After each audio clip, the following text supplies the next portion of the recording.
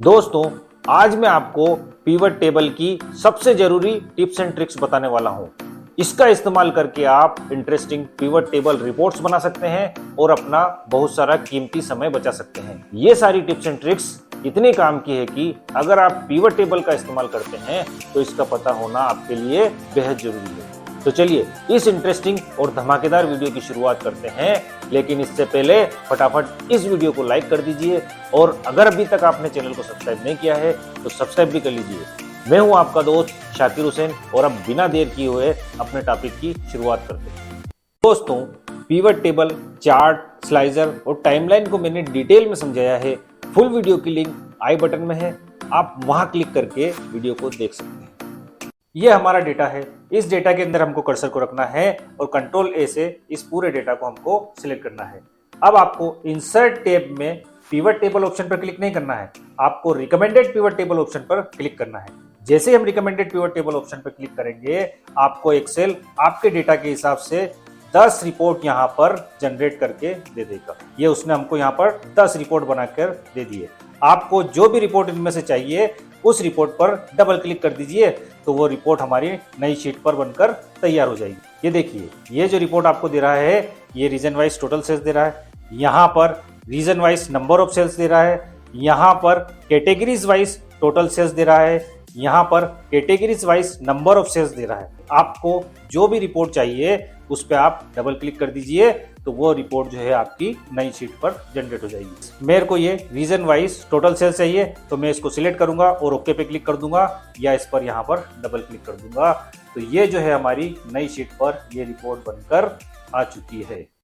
एक बार फिर से हम डेटा के अंदर कर्सर को रखेंगे, कंट्रोल ए से डेटा को सिलेक्ट करेंगे, इंसर्ट टैब में रिकमेंडेड पिवट टेबल ऑप्शन पर क्लिक करेंगे और इस बार हम रिकमेंडेड पिवट टेबल ऑप्शन पर कैटेगरीज वाइज सेल्स की रिपोर्ट को सिलेक्ट करेंगे और ओके पे क्लिक कर देंगे। तो अब ये हमको कैटेगरीज वाइज सेल्स जो है इसका हमको यहाँ पर परसेंटेज चाहिए।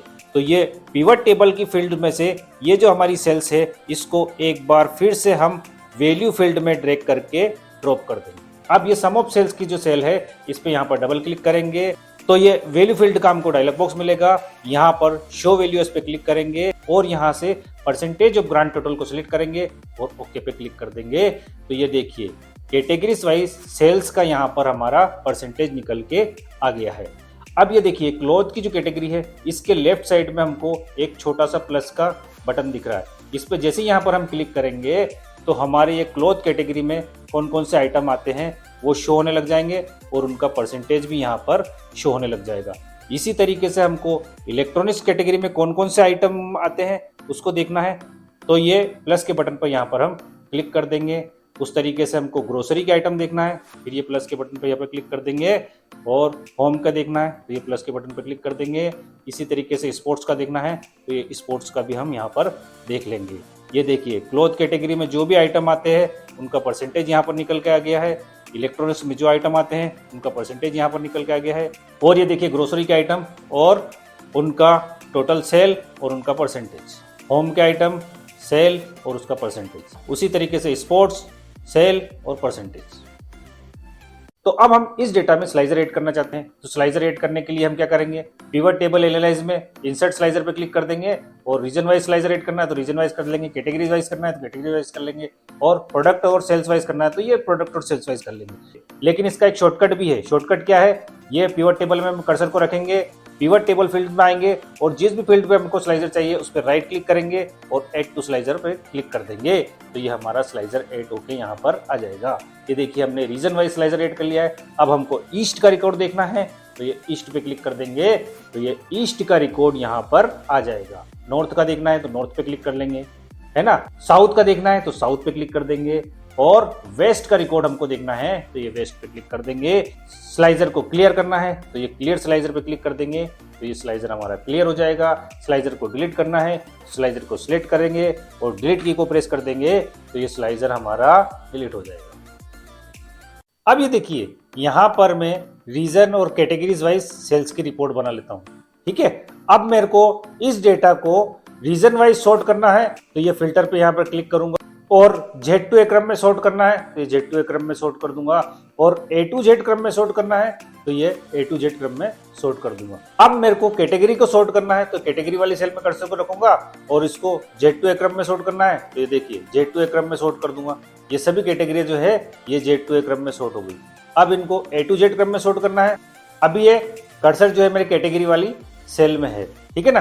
अब देखिए जैसे मैं इसको यहाँ पर A to Z क्रम में सॉर्ट करूंगा तो ये सभी जो कैटेगरियां है ये A to Z क्रम में सॉर्ट हो जाएगी।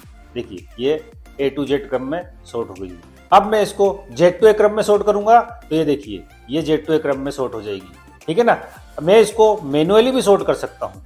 जैसे ईस्ट है, मेरे को इसको नॉर्थ के हिसाब से सॉर्ट करना है तो मैं यहाँ पे क्या करूंगा, नॉर्थ टाइप कर दूंगा, नॉर्थ, और ये इंटर कर दूंगा तो ये नॉर्थ ऊपर आ गया और ये ईस्ट नीचे चला गया।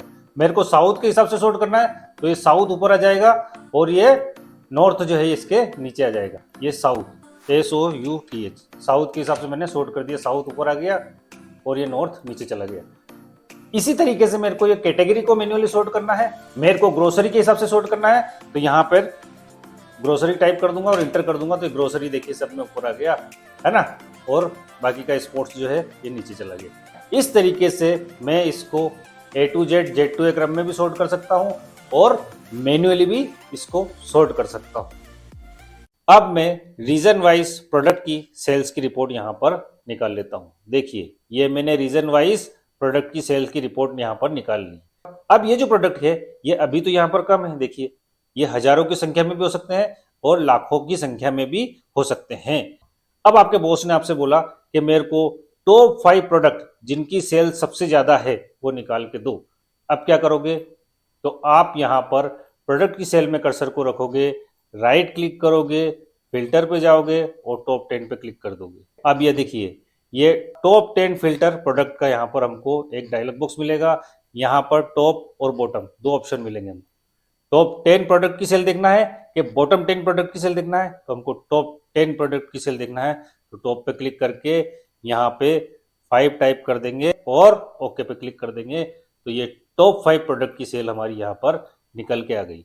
इसी तरीके से बॉटम 5 प्रोडक्ट की सेल देखना है तो एक बार फिर यहाँ पर प्रोडक्ट पे राइट क्लिक करेंगे, फिल्टर पे जाएंगे और टॉप 10 पे क्लिक करेंगे और इस बार यहाँ पर बॉटम पे क्लिक करेंगे और ओके पे क्लिक कर देंगे तो ये बॉटम 5 प्रोडक्ट की रिपोर्ट हमारी यहाँ पर निकल के आ जाएगी। अब मैं यहाँ पर प्रोडक्ट वाइज सेल्स की रिपोर्ट निकाल लेता हूँ, ठीक है। ये प्रोडक्ट वाइज सेल्स की मैंने रिपोर्ट निकाल ली। अब मेरे को किसी एक रीजन की प्रोडक्ट की सेल्स यहाँ पर देखनी है तो उसके लिए मैं क्या करूंगा, ये रीजन को ड्रैग करके फिल्टर में ड्रॉप कर दूंगा। तो ये देखिए यहाँ पर ये फिल्टर हमारा लग गया है, सभी रीजन वाइज फिल्टर यहाँ पर लग चुका है। अब मेरे को ईस्ट की रिपोर्ट देखना है तो ये ईस्ट पे क्लिक करूंगा और ओके पे क्लिक कर दूंगा तो ये ईस्ट में जो भी हमारी सेल हुई है वो यहाँ पर निकल के आ जाएगी। अब मेरे को यहाँ पर साउथ का देखना है तो साउथ पे क्लिक करूंगा और ओके कर दूंगा तो ये साउथ की रिपोर्ट यहाँ पर निकल के आ गई। इसी तरीके से वेस्ट की रिपोर्ट देखना है तो वेस्ट पे क्लिक करूंगा और ओके पे क्लिक कर दूंगा तो ये वेस्ट की रिपोर्ट यहाँ पर निकल के आ जाएगी। देखिए ये हमारी पिवट टेबल है।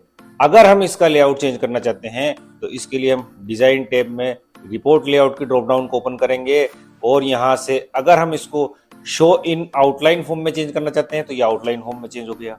अब हम इसको शो इन टेबुलर फॉर्म में चेंज करना चाहते हैं तो ये टेबुलर फॉर्म में चेंज हो गई है। देखिए अब हम इसको कॉम्पैक्ट फॉर्म में चेंज करना चाहते हैं तो ये कॉम्पैक्ट फॉर्म में चेंज हो गई है। अब हम इसको एक बार फिर से टेबुलर फॉर्म में चेंज कर देते हैं। देखिए ये जो प्रोडक्ट हैं ये कौन से रीजन में सेल हुए हैं, ईस्ट में, तो इसके नीचे जो ये ब्लैंक रो है यहाँ पे भी ईस्ट आना चाहिए। ये साउथ के नीचे ब्लैंक रो है इसमें साउथ आना चाहिए। इसी तरीके से वेस्ट के नीचे जो ब्लैंक रो है इसमें वेस्ट आना चाहिए। तो इसके लिए अब हम क्या करेंगे, रिपोर्ट लेआउट में जाएंगे, रिपीट ऑल आइटम लेबल्स इस पे क्लिक कर देंगे। देखिए सभी रीजन में यहाँ पर ईस्ट, नॉर्थ, साउथ और वेस्ट लिखा हुआ आ गया, ठीक है। अब हम इसको वापस से हटाना चाहते हैं तो do not repeat all item label पे क्लिक कर देंगे तो ये हट जाएगा।